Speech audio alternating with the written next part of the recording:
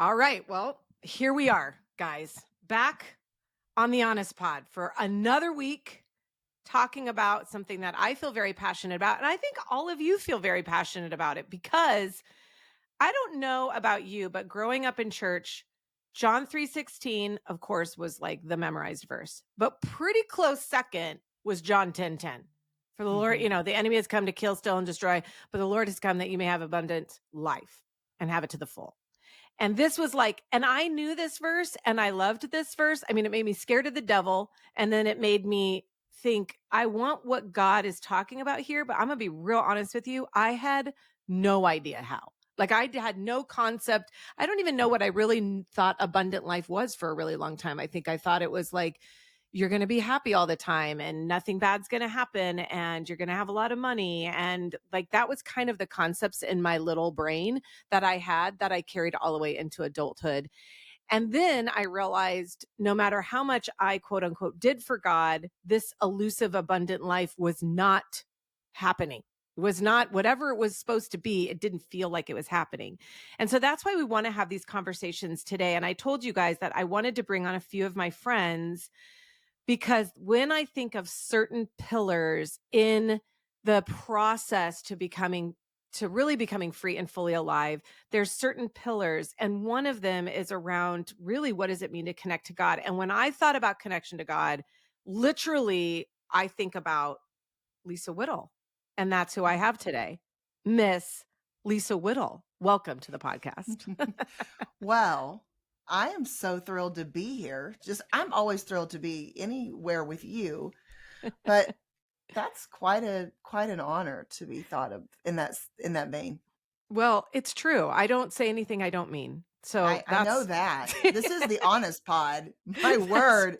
Change the name if you're gonna say anything that's not honest, that's Karrie right. Garcia. And it's true. Like when I was first introduced to you, I mean, we've said this before because you're no stranger to the Honest Pod, but we said this before that we met when we were speaking at a conference, which is Mhm. funny because I just got to visit you not too long ago at your house, Levi Oaks. Mhm. Guys, I mean, shameless plug, but if you want a retreat place and you're Yeah. in Charlotte, right? Yes. Yep.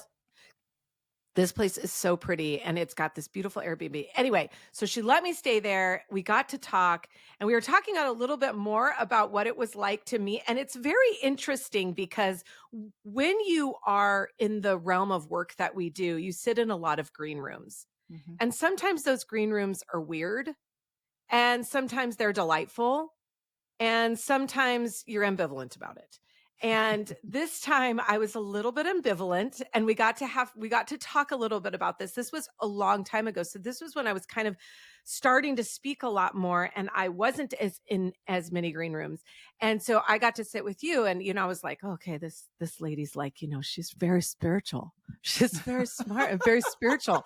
And I was like, just kind of frozen. And we got to talk about that a little bit and what that was like for me and our impressions of each other. And it started what was a beautiful and what I feel has been a really beautiful relationship. Yeah. All this to say is at that time, after I got done meeting you, I went and checked out your books. Mm. And one of the books that I checked out, I think this was when like Jesus Over Everything came out. Yeah. But I didn't get that book. I saw a book that said I Want God. Mhm. And it has like a footprint on it or something. I like it has that, like I was like, what is this book? Like, what's going on here? And I was so drawn to it because you and I have a very similar story. You're a pastor's kid Mhm. and you grew up in the church. Like, the scripture, John 10:10. You know all the scriptures from those basic scriptures. So what I want to talk to you about, because that book, when I read that, I was like, okay, this woman has traveled maybe a different story than me in the sense of like the details, but the heart posture and what God was doing in your life. I felt like, and you can correct me if I'm wrong, like this book was a real marker of saying, okay, all this other stuff, I just want God. I just Yeah. want God. And so I want to ask you a little bit about your growing up and what it was like being a pastor's kid, and how did you see God through that grid, like, kind of before that book was written? Hmm. Even as you were talking about the verse John 10:10 and the abundant life, I was thinking about my own experience with that verse. And I Yeah, thought, as a pastor's daughter, you hear these famous verses from a very young age. My mom had us memorize verses, and so grateful for that now, by the right, way, because I right. think scripture memory is one of the great things to do, because Mhm, I've had those things now flood back into my brain as I'm older and need to recall just the goodness of God even in this season of life. yeah. But I remember, that verse, of course. The funny thing about it is, Carrie, I don't think I thought much about the part of the verse that talked about the abundance part. I think Mhm, I just thought, Satan comes to kill and destroy, but the Lord comes to give you life. And I don't think I thought about the abundant life, because for me, that was just like a superfluous detail. mm, And that's kind of the way I roll in general. Like, yeah, yeah, yeah, the abundance part, but just practicality wise, not life versus life. And I think it wasn't until I got older that I realized that the abundance part is actually crucial to that whole piece, because it's not just about hanging on. It's not just about white knuckling it, which what is why I mm, think you're teaching in your whole book about free and fully alive is so, so crucial, because mhm, there are a lot of believers that are going through life with just sort of a survival mentality. I mhm, think that too ties into your question about even this I want God piece, because there was this Lisa from before that mm, was pretty self-critical, and also just um loved Jesus so much. I've loved Jesus since I was 6, and I say this actually, even in that first part of that book. That book is really important to me, mm, because, and we're not here to talk about that book, honestly. That's an old book, but for me, the thing that happened to me in that book was recalling where I've been, which is such an important, really biblical concept. It's the right. remembrance piece, right? Yes. But there's a reason for that, because I went all the way back to salvation when I was 6 years old. Mhm, And this is what I thought about Carrie. It was like, I've loved Jesus desperately since I was little. Like, I don't know. I got it deep for him. mhm, I got it bad for the Lord, but I also have loved me. And so it was this rub of my life, mm, my entire life. I also didn't understand the freedom piece. And mm, so there was a lot of performance, like a lot of us, I think. There was a lot of self-loathing, like for a lot mhm, of us, I think. And so mm, that's why I think this conversation is really important, because I think you can love the Lord so much. Like, you can have it really bad for him, mm, but you can be really in your own way, mhm, because you are very caught up in how bad you are or how good you are. right. And you are in your own way. And the Lord is just basically saying, hey, what about Mhm, what about just loving me? right. And that's where we find the freedom and abundance. It's so crazy because I accepted Jesus when I was 4 on my mom's bed. I didn't wanna go to hell. I wanted to go to heaven. Like, it was like fire or, like, streets of gold. I was like, "Well, easy pick." But I truly like, when you say I had it bad for Jesus, I actually felt that. I was, Mhm. like, proselytizing, like, everywhere, like, telling people as soon as I could about Jesus. You and I have different paths, but Jesus was always with me, even when I was doing drugs, even when I was living crazy. And but I always felt it's so funny because I just was with a friend the other day who was from high school. This was a couple months ago. And I was asking her about her experience of me. Like, it's a very interesting question to ask people that knew you before. Like, how did you experience me? Ooh, And that's yeah, scary. yeah, yeah. Oh, I ask That's scary brave. questions. I know. And she was like, I mean, I did drugs with this girl. I mean, hard Yeah. drugs, right? And she said, "Oh, you were my Christian friend." And I was Mm. like, "Really? Tell me about that." And she said, "Karrie, we would be at parties, we would be at raves, dancing in clubs, and you'd be telling people while you're on drugs about Jesus." And I'm like, "I did?" And she was like, "Yes, it was so embarrassing." Like like so when you say I had it bad, and this is where I think I want to go, because when we accept Jesus in our heart and like we mean it, it's like Jesus is in us. There is a freedom, a justification that happens, right? We are justified by the blood of Jesus. We are owned by him, adopted by him. But this and part, and this is why I wrote the book, there was a freedom, but the and fully alive, I didn't tap into what it meant to be fully alive. I knew what it meant to be saved, justified. I had no idea what sanctification meant. And I knew one day I was going to be glorified. Like I knew Mm. I was saved and I knew one day I was going to be in heaven. But this in between, like let heaven meet earth kind of stuff and awaken to what it means, the and part, free and fully alive. I Mm. don't think I knew. How did you, like, you had it bad for Jesus? There's a freedom in that. Like, I am no longer a slave. I am now adopted into Christ. There's a freedom Yeah. in that. But Yeah. that and fully alive part, what did that journey look like for you? Mm.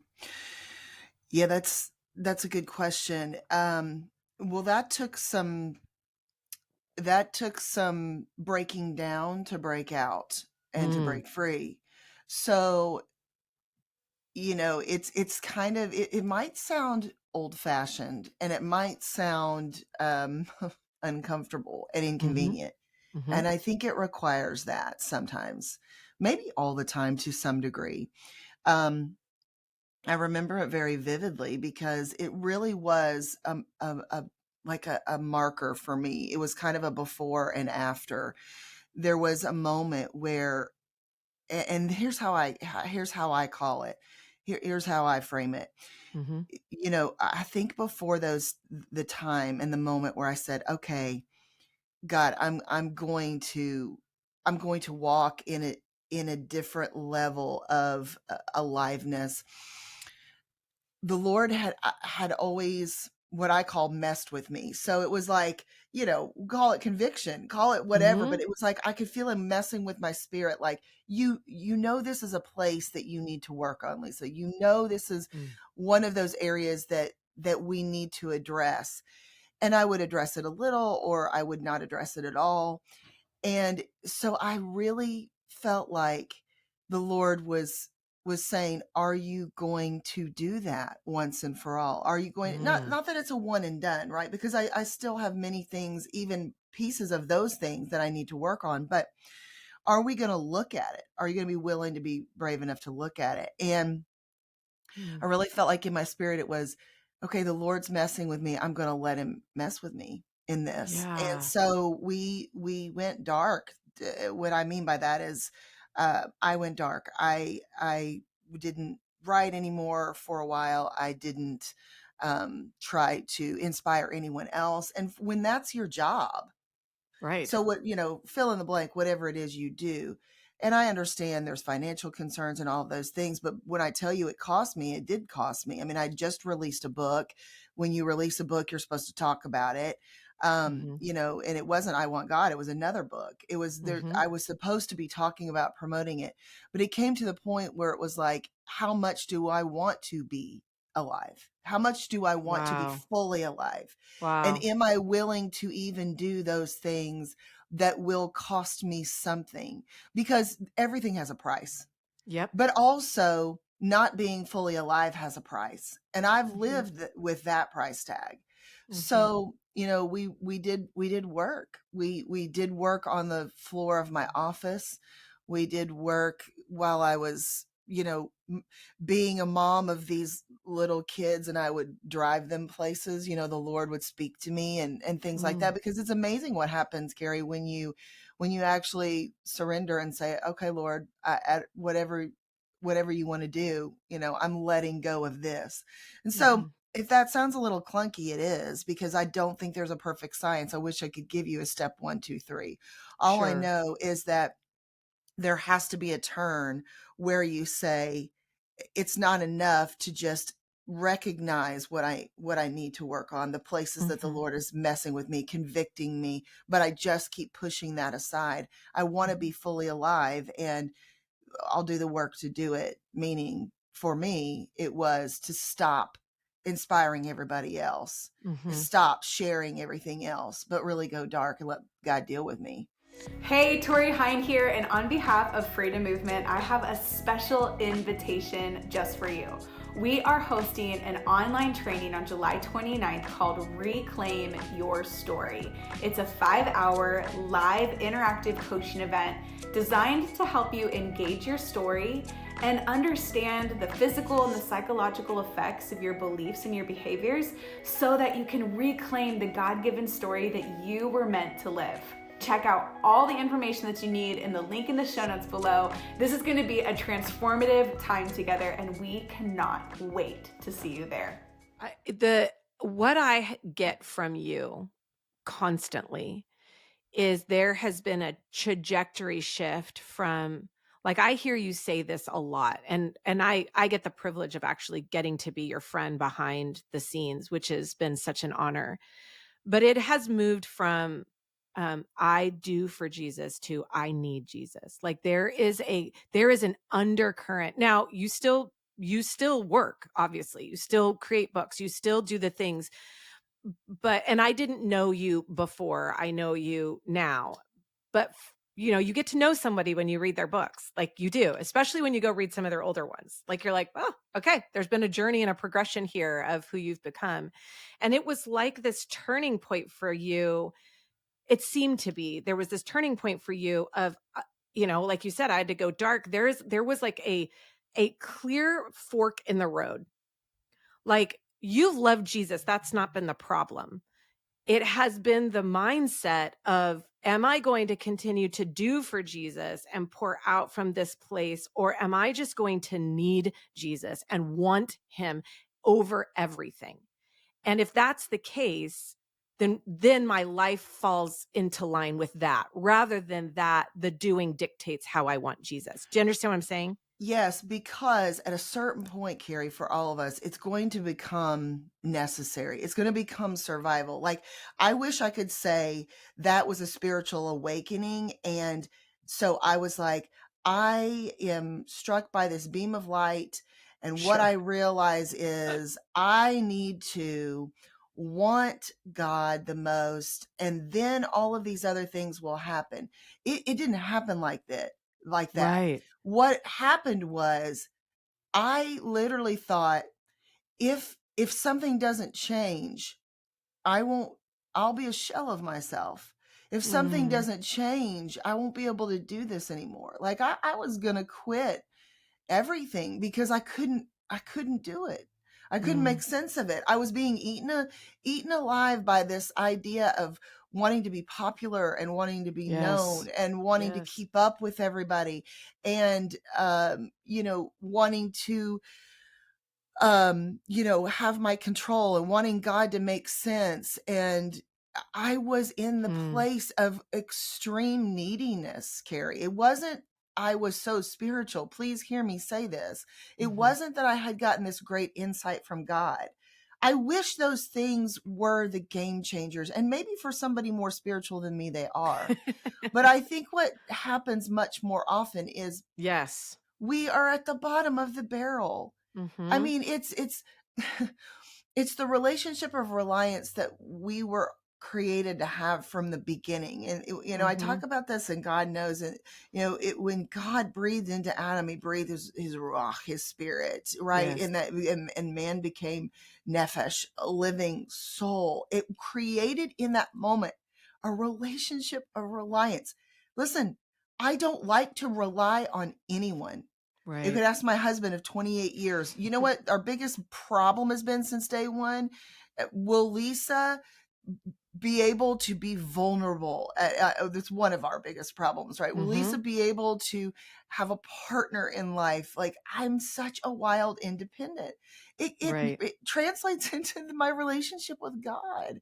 So Right. I have to end up desperate, and I Mm. was. And here's the thing.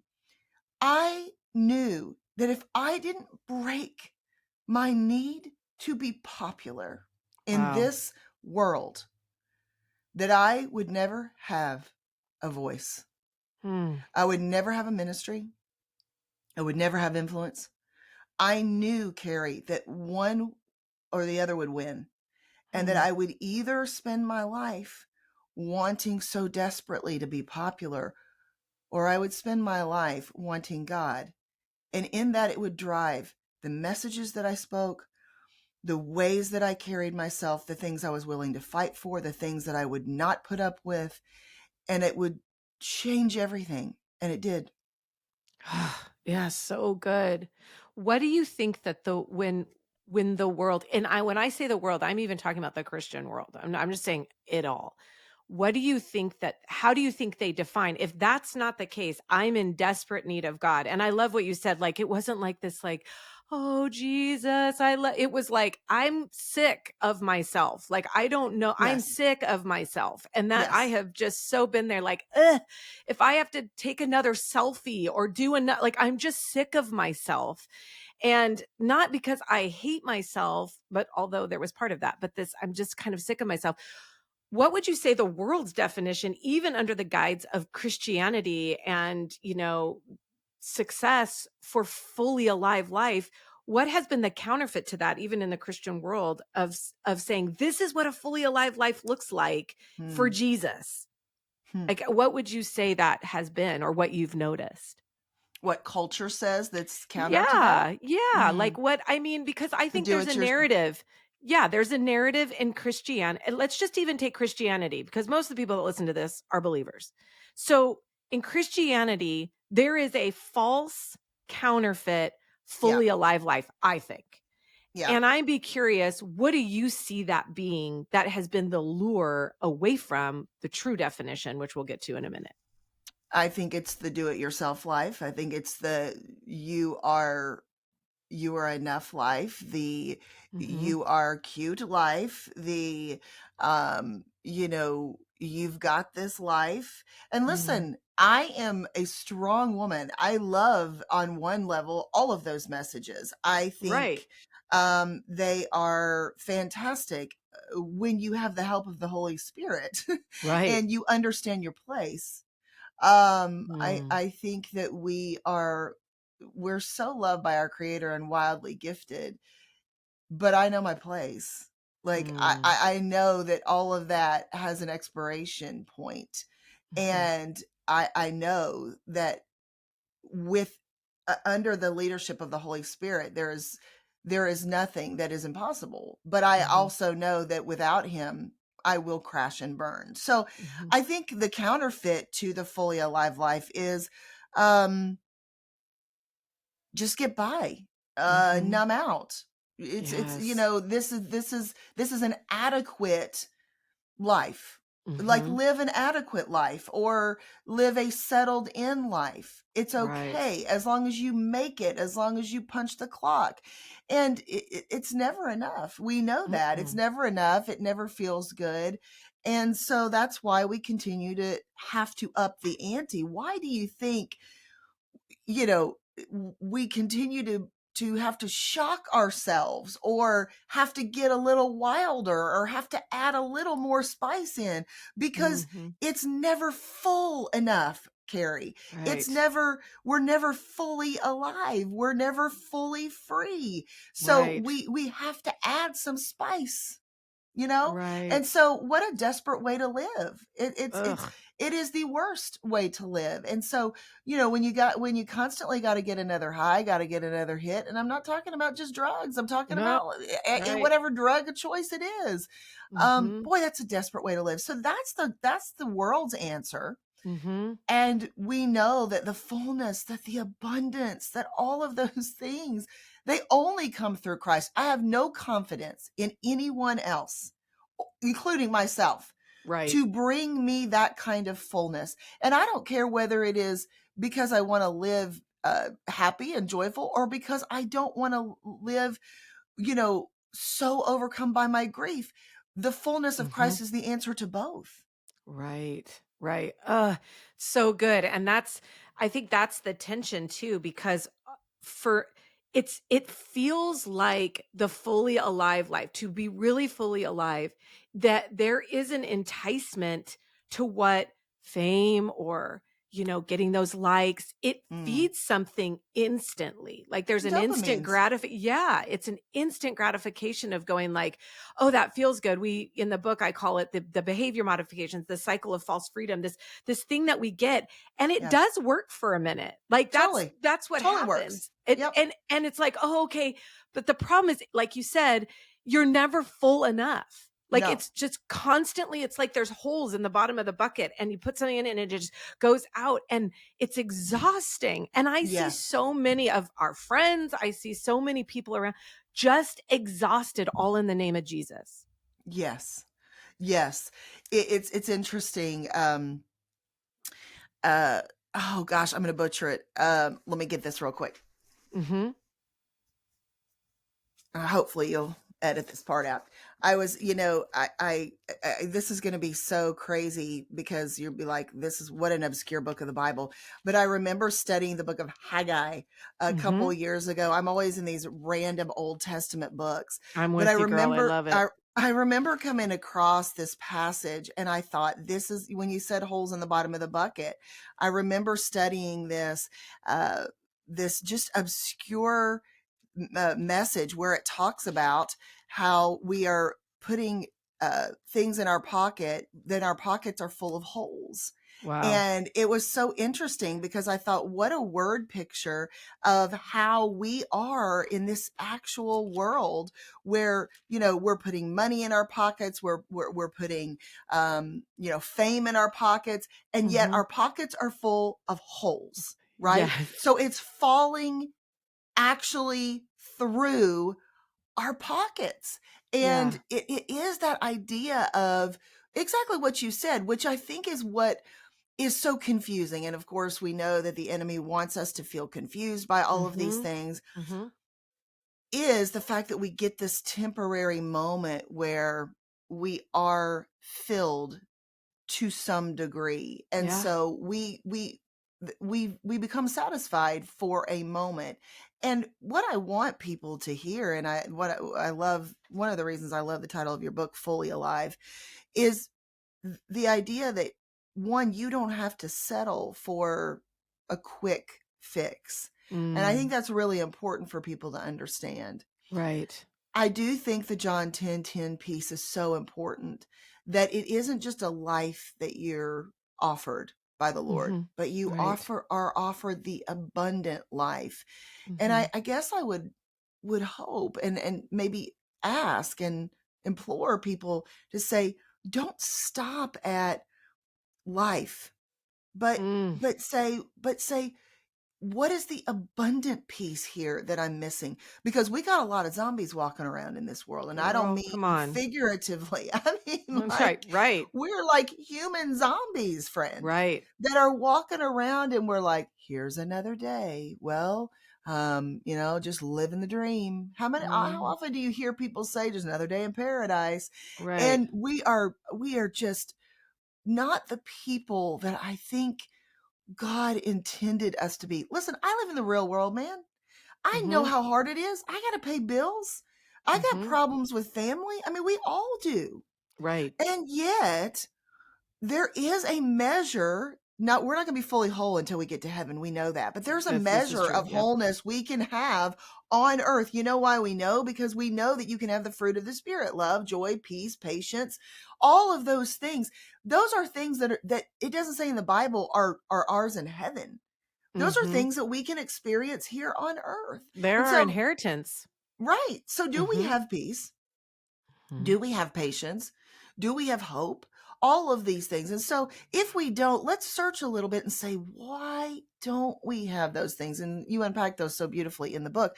But Mm-hmm. I do think what we're talking about here is, it starts with saying, what is the thing that I'm not allowing God to fully deal with me with? I Mm-hmm. want God the heart cry of the sick of me life. Mhm. It is like a cry out to our Father. You know, in the middle of the night, Karrie, I remember, even on into my teenage years, I used to call my mother in the middle of the night. This is interesting. I used to Mhm. say, "Mommy." It was so funny. Mhm. It was Mhm. like I never called my mother mommy, but in Mhm. the middle of the night when I would have terrible night terrors and dreams, this has been Mm. like kind of a theme throughout my life. I had neurosurgery when I was a baby, and I think it really did affected my neurology. It affected my Mm. neurology and so forth. Mm. And so I would call my mother in the middle of the night, "Mommy," and when I would have a bad dream. And at some point, I realized that this sort of crying, this guttural cry, is what we're supposed to do. You know, Mm. Job says in Job 23:1, "I'm trying hard not to groan out loud." Listen, it's okay if you groan aloud before the Lord, Yes. whether it be in Yes. prayer or you're just talking. That's acceptable. Where Yes. are you stuck so that you're not fully alive in your life? And I think that's where we need to get real serious, Mm. because that is what gets us in that place where you're talking about, um, our communication and our connection with the Lord. Yes. And I love what you're saying because, like, there's those moments where we cry out, and so often we think, well, I must not be fully alive if I'm groaning or if I'm crying out. And I just got to Mm, opt for this place of like goodness and faith. And yet, what I love about your current book, God Knows, is you're like, nope, like, God knows it all. Like he's in all of it. And like the beauty of your book and then my book is that it's really like this is helping you get honest about where you are so that you can know that in all those things God knows. He knows it all. And so I feel like for so long of my life, maybe you're like this, I don't know, but I shut off those places of groaning. I shut off those places. I shut them off towards God because I'm like, well, I just need to be faith filled and I need to be happy. And mm, yet God knows that I'm really mad right now. God knows yeah. that I'm really frustrated or that I'm really sad or that I'm crying out in the night. And if anything, to be fully alive is to bring my whole self before the Lord in honesty to say, this is where I'm at. And he goes, now finally we can do some work together because Yes. you're coming to me with all of you and not Yes. severed, that not those severed parts. And I'm curious for you as we're just kind of wrapping up, how would you then now currently define what is it meant to live a fully free and fully alive life for you now? What does that kind of look like? Mm, I love that. I think for me, Karrie, I have been a wrestler my whole life. Mhm. I'm a thinker. I'm a skeptic. I've been wrestling my whole life. I've been wrestling with myself. I've been wrestling with the Lord. I wrestle with people. I just have been wrestling in my Mm. spirit my whole life. I think for me, I spent a period of my time thinking, I'll really arrive when I don't wrestle anymore. Mm. Then I went through a period of time where I thought, no, I think I'm going to wrestle on my deathbed. you know, what I think I've come to is a place where I realize that part of the way that the Lord has made me Mm. is to be a person who holds things in tension, Mm. and I do wrestle with things, because that is the great, um I think, consideration of life, and the way that, again, that God has both called me and gifted me to be able to hold those things in tension. So I think where I've landed is, for me, free and fully alive is recognizing that that is actually what God has called me to, but yet having settled on some really core things. And I think Mm. in many ways that is the call of all believers, is to come to the place where you say, there are some things I'm never going to know. There are some Right. things that I will never be able to know this side of heaven, because I don't know the mind of God.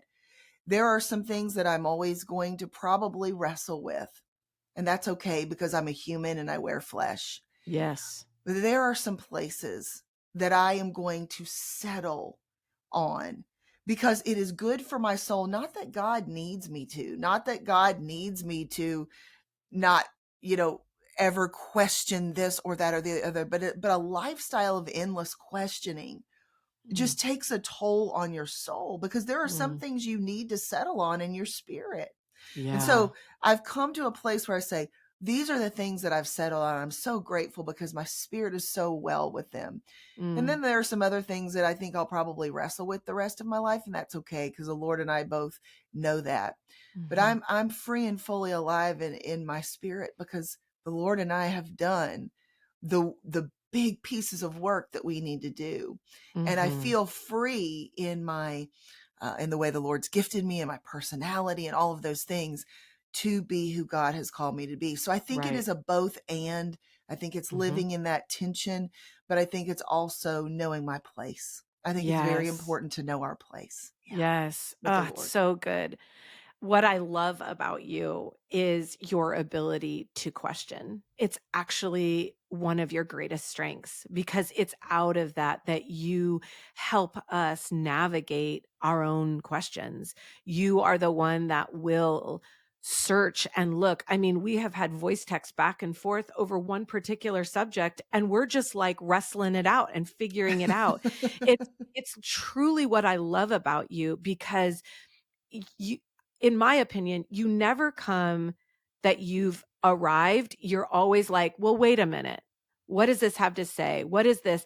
And what's beautiful about that is it sounds like you've been able to embrace that. That's actually your gifting. That's part of your giftedness, to question, to ask, to search, to be curious. So many people are just not even curious at all, and they just Yeah. are done. And that is like, to me, that is the stamp of just dysfunction and I don't know, just it's not good, because we want to be curious about what God might be doing. But we also have to come into this place of understanding that we may never know some of these things. Like, there is a Yeah. wonder and a mystery of God that just will elude us until the day we get to That's see right. him. Yeah. And what I hear you saying is, I have welcomed this gifting, but for a while, that gifting was somewhat of a crutch. It was Yeah. somewhat of a wall. It was somewhat of what kept me protected. And as God has moved you, he has taken who he's created you to be, and it is flourishing, and it is flourishing under the humility and acceptance that I won't know everything. And yet I can still question. And I love what you're saying, because fully alive is not the absence or the complete changing. I'm no longer who God created to be. No, it's you coming into the fullness of who he created you to be, under the protection and the understanding that God is like, and yet exactly what he said, I know my place. Hmm. I just, at some level, I'm not God. I cannot figure it all out. And yet I will keep asking, but I will ask with curiosity, not with demand. And that's Mm, the difference, right? Like, I that's ask with good. curiosity and not with demand. And that demand is what is our kind of survival techniques, and it'll keep me in control and protected. But that curiosity is the softness that you come with. And I'm so thankful for what that has meant in my life, and just even our voice texts back and forth that make me even have to be more curious about the things I believe. You know, it's like, oh, Mm. I really believe this. And you're like, well, do you? Okay, let's talk about it. And I'm like, okay, maybe I don't believe. Well, I don't know. I got to look. And Oh, the it's joys of having a challenger in your life.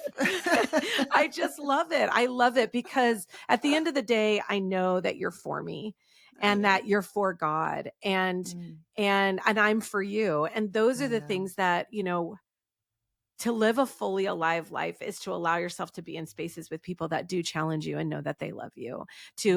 to unzip a little bit and let them pour into you and risk again. And that for me has been what it has meant. My journey of becoming fully alive is to risk a little more with Mm, people that God's put in my path, and you've been one of them.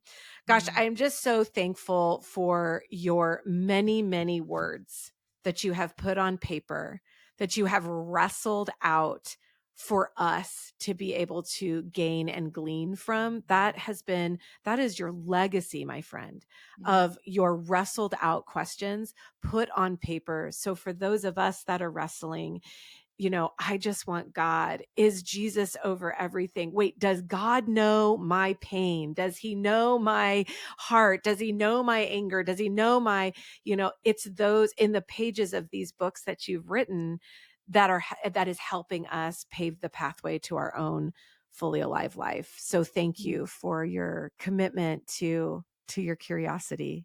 It's so good. It's Well, so thank good. you. And I am so excited about your new book, Free and Fully Alive, your first book. We need to stop a moment and celebrate that because this is a long time coming. You've been teaching this work for a long time. So it is so good. I'm just beyond excited to cheer you in that work. I got to read it early and it is so good. So everybody better go get it. Thank you. Also, you guys need to know that this book was not going to be published by a publisher. And I got a beautiful voice text from my sweet friend, Lisa. And she said, listen, I'm always going to tell you the truth. It's time that you get published.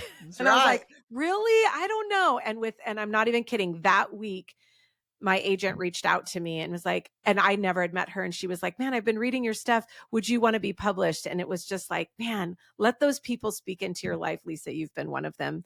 Thank you so much for being on the show. I adore you. I know everybody out there, go check out Lisa, buy my book. Because that's what this is about right now. The pre-order bonuses. Apparently pre-orders are a big thing. Who knew? But pre-orders, there's all these amazing bonuses for you guys. And, it's worth $20 for my book and honestly $20 for Lisa, because God knows is going to be a great compliment to the journey of Free and Fully Alive. And then the reassurance that God knows all. So thanks, Lisa. Love you so much. Love you.